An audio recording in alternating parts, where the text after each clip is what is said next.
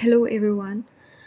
तो अभी हमारा जो आज का टॉपिक है वो है protein quaternary structures range from simple dimer to complex structures. तो इस टॉपिक में क्या लिखा हुआ है, अब मैं आपको बेसिकली वही डिफ़ाइन करूँगी कि इस टॉपिक में बात किस बारे में कर रहे हैं हम, instead of reading each and every line. Okay, तो स्टार्ट करते हैं। सबसे पहले तो हमें ये पता होना चाहिए कि what are protein quaternary structures. Well, in simple terms they refers to the arrangement and interaction of multiple protein subunits to form a large functional protein complex. इसको ही मैंने इजी लैंग्वेज में बताया है यहाँ पे, आप इसको चाहो तो आप पढ़ सकते हो। ओके, तो बहुत सारी जो मल्टीपल सब यूनिट्स हैं, यानी कि छोटी छोटी यूनिट्स हैं, छोटे छोटे यूनिट्स को जब हम क्या कर रहे हैं, एक साथ जोड़ रहे हैं, तो हमारा क्या बन रहा है, एक लार्ज यूनिट बन रहा है और फंक्शनल प्रोटीन बन रहा है, फंक्शनल प्रोटीन कॉम्प्लेक्स बन रहा है। These structure can range from simple dimers. Simple dimers में क्या होता है, जिसमें सिर्फ 2 यूनिट्स होती हैं, जो कि बहुत ज़्यादा मैसिव होता है। इसके अलावा 2 यूनिट्स वाला तो क्या हो गया, सिंपल डाइमर। इसके अलावा जो मैसिव इंट्रिकेट बिल्कुल कॉम्प्लेक्स, जिसमें बहुत सारी यूनिट्स होती हैं, वो हो सकती हैं। So now moving towards the very first thing, पहले मैं देख लेती हूँ यहाँ पे अगर हमको इमेजेस दी हुई हैं सिंपल डाइमर्स की या नहीं दी हुई हैं।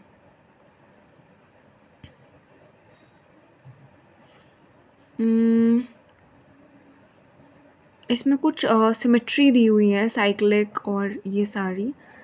तो now we will discuss it. Let's start with a simple dimer. So in linear biochemistry, we have learned that these are protein structure consisting of just 2 subunits. Now, basically, this is an partnership of 2 units where 2 protein chains join together to carry out some specific functions. तो पहला जो है protein का, simple dimer का, ये चीज़ है। After that इसका एक क्लासिकल एग्जाम्पल है हीमोग्लोबिन, हमें नीचे दिया हुआ है, I guess this is an haemoglobin. इसमें क्या है, 2 यूनिट्स मिली हुई है और ये एक बहुत आइडियल एग्जाम्पल है डाइमर का। Then while moving towards the next which we have is complex quaternary structure. Complex quaternary structure में क्या है, हमारे पास एक से ज़्यादा यूनिट्स हैं उसमें। Now what is an oligomer? So oligomer is basically a molecule जो कि relatively smaller होता है और जो कि बहुत ज़्यादा रिपीटिंग सब यूनिट्स होते हैं, जिसमें मोनोमर्स की, मोनोमर्स क्या है, सेम टाइप के जो मॉलिक्यूल्स होते हैं। तो बायोकेमिस्ट्री या फिर मॉलिक्यूलर बायोलॉजी में जो ये ऑलिगोमर्स होते हैं, ये ऑफन एसोसिएटेड होते हैं प्रोटीन से, जैसे कि न्यूक्लिक एसिड होते हैं हमारे डीएनए और आरएनए। अब हम इसको और ज़्यादा डिटेल में अगर ये आगे पढ़ें तो हम ये कह सकते हैं कि ऑलिगोमर्स क्या होते हैं ना, बेसिकली रिपीटेटिव अरेंजमेंट होते हैं जो कि स्मॉलर सब यूनिट्स होते हैं, जिनको हम मोनोमर्स कहते हैं। तो मोनोमर्स की बहुत ज़्यादा रिपीटेड अरेंजमेंट्स को हम क्या कहते हैं, ऑलिगोमर कहते हैं। ये बहुत ज़्यादा विटल रोल प्ले करते हैं स्ट्रक्चर और फंक्शनल बायोमोलिक्यूल्स में, जो कि पर्टिकुलरली प्रोटीन और न्यूक्लिक एसिड के फील्ड में होते हैं। जब हम ऑलिगोमर्स की बात कर रहे हैं प्रोटीन्स में, तो इसमें क्या होता है ना, हम ये कह सकते हैं कि including haemoglobin and there are tetramers consisting of 4 units and enzymes भी हम इसमें इंक्लूड कर सकते हैं। इसका फंक्शन क्या होता है ओलिगोमर्स का, इनकी प्रॉपर्टी और वो बहुत ज़्यादा क्रिटिकली हम डिफ़ाइन करते हैं कि बहुत ज़्यादा स्टेबल होते हैं। पहली चीज़ क्या है, ये बहुत ज़्यादा स्टेबल होते हैं। दूसरी चीज़, you can note it down, stable हैं and they are functional and interaction with other molecules in the cells is very stable. After that, to sum up, oligomers, they are building blocks of biomolecules, playing a very functional and intricate workings of life. Linear biochemistry provides a comprehensive understanding of oligomers. यहाँ पे हमने लिखा हुआ है इसके बारे में. Okay. Then we have the other things which is, यहाँ पे हम इन टॉपिक्स में हम क्या कर रहे हैं, मल्टीमेरिक प्रोटीन्स की बात कर रहे हैं. अब हम वो डिस्कस करते हैं. So, moving towards the multimeric thing. So, multimeric proteins are known as multimeric complex. These proteins consist of more subunits. मतलब इनमें क्या होता है कि जो फंक्शनल प्रोटीन कॉम्प्लेक्स होता है वो बहुत सारी अलग अलग मल्टीपल इंडिविजुअल सब यूनिट्स का बना हुआ होता है. ये एक तरीके की सब यूनिट से अगर बना हुआ होगा तो वो होमोमेरिक होगा, और अगर बहुत सारी से बना होगा तो वो हेट्रोमेरिक होगा. बेसिकली वही हाइड्रोजन बॉन्ड और कोवलेंट बॉन्ड, जो हमने नॉन कोवलेंट बॉन्ड हमने पहले बहुत डिटेल में इस बुक के वो डिस्कस किया है. तो मल्टीमेरिक प्रोटीन्स हमें पता चल गए क्या होते हैं. ठीक है. अब अभी अगर हम एग्जाम्पल देखें तो हीमोग्लोबिन ही है इसका एग्जाम्पल, बहुत क्लासिक एग्जाम्पल है इन सभी का. अब हम बात करते हैं इसमें ना, सिमेट्री की बात हो रही है. क्या है, रोटेशनल और हेलिकुलर सिमेट्री. तो ये क्या होती है? सबसे पहले अगर हम रोटेशनल और हेलिकुलर सिमेट्री की बात करें तो ये दो तरीके की सिमेट्री होती हैं जो कि हमें अक्सर देखने को मिलती हैं केमिस्ट्री में, बायोलॉजी में. ठीक है. तो अब ये होती क्या है, सबसे पहले यहाँ पर रोटेशनल सिमेट्री का जिक्र हुआ है तो हम उस बारे में बात करेंगे कि रोटेशनल सिमेट्री बेसिकली क्या होता है. An object exhibits rotational symmetry if you have rotated it by a certain angle. अगर हमने उसको किसी सर्टेन एंगल पे रोटेट किया है तो वो क्या दिखाएगा, हमें रोटेशनल सिमेट्री दिखाएगा. इसी वे में अगर हम एक सर्कल की बात कर लें तो हम उसको कितना भी घुमा लें, नो मैटर हम उसको कितना ही घुमा लें, वो हमें उसका जो अपीयरेंस है वो हमको हर जगह से सेम ही दिखेगा, है ना. तो अब हम बात करते हैं हेलिकुलर सिमेट्री की. हेलिकुलर सिमेट्री क्या होती है, अरेंजमेंट होता है जिसमें स्पाइरल फैशन में होता है, स्क्रू के फैशन में, वाइंडिंग स्टेयरकेस के फैशन में जो होता है. ठीक है. उसके बाद helical symmetry in DNA. Helicular symmetry हमें डीएनए में देखने को मिलती है. तो यही है, यहाँ पे इसी की बात हो रही है.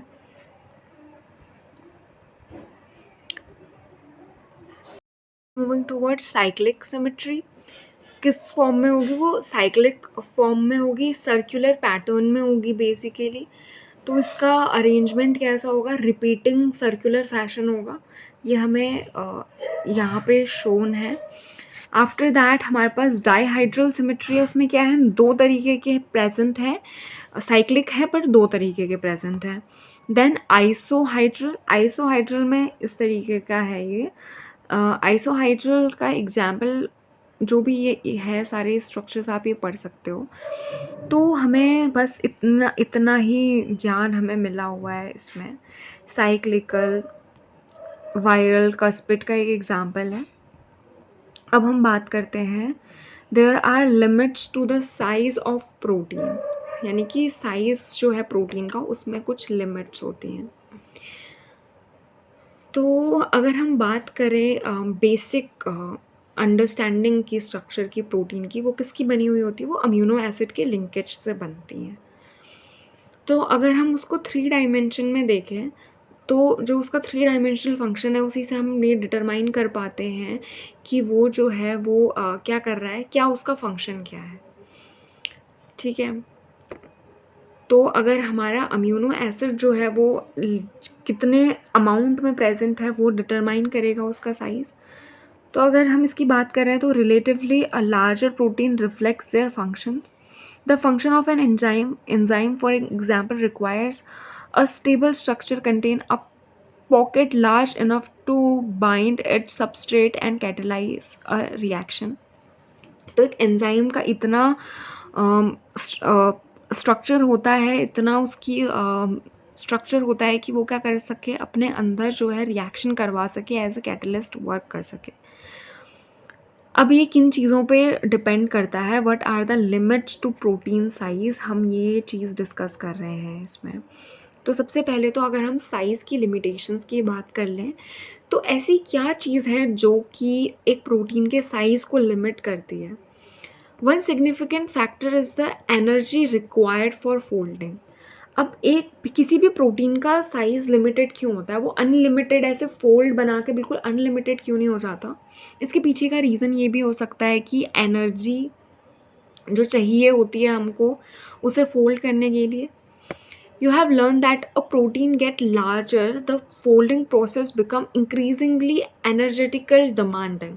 तो जितना ज़्यादा जो होगा प्रोटीन हमारा फोल्डिंग की प्रोसेस में होगा, जितना ज़्यादा वो फोल्ड होगा उतनी ज़्यादा उसको एनर्जी चाहिए होगी।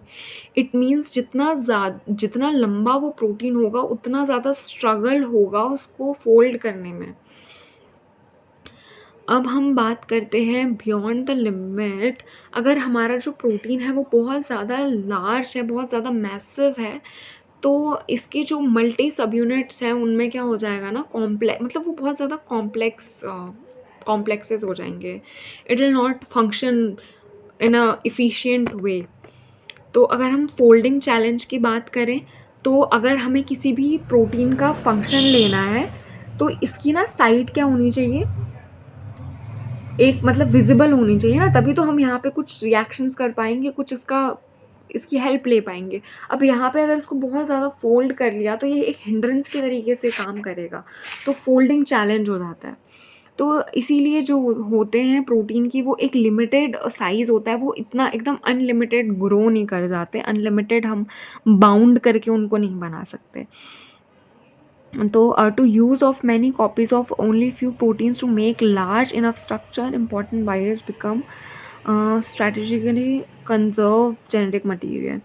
Remember that there is a limit contribution in the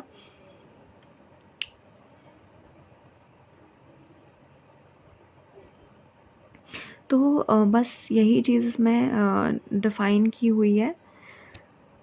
now moving towards the summary में हम डिस्कस करेंगे कि हमने पूरी इस टॉपिक में क्या डिस्कस किया है। टर्शियरी स्ट्रक्चर 3 डायमेंशनल होता है, 2 ग्रुप्स हैं, फैबुलस और ग्लोब्यूलर। बहुत पहले जो वीडियो आई थी उसमें मैंने डिस्कस किया था इससे पहले वाला टॉपिक, उसी का पार्ट है ये। मतलब उसमें हमने ये चीज़ डिस्कस की हुई है, ग्लोब्यूलर प्रोटीन वगैरह वगैरह सब उसमें ही डिस्कस किया हुआ है।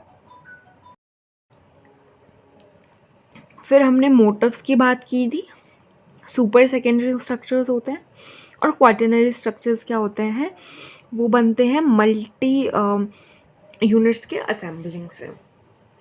अब इसके बाद हम जो टॉपिक डिस्कस करने वाले हैं वो हमारा टॉपिक होगा प्रोटीन डीनेचरेशन एंड फोल्डिंग।